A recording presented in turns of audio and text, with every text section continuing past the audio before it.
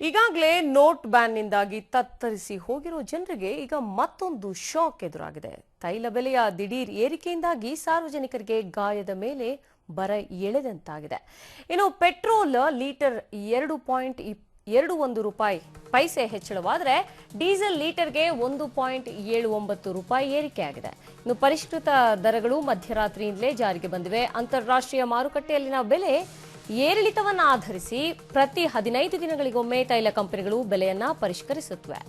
ಜಾಗತಿಕ ಮಾರುಕಟ್ಟೆಯಲ್ಲಿ ಕಚ್ಚಾ ತೈಲ ಬೆಲೆ 15% ಹೆಚ್ಚಳ ಆಗಿದೆ. ಇದನ್ನು ಆಧರಿಸಿ ದೇಶೀಯ ಮಾರುಕಟ್ಟೆಯಲ್ಲಿ ತೈಲ ಬೆಲೆ ಪರಿಷ್ಕೃತಗೊಳಿಸಲಾಗಿದೆ.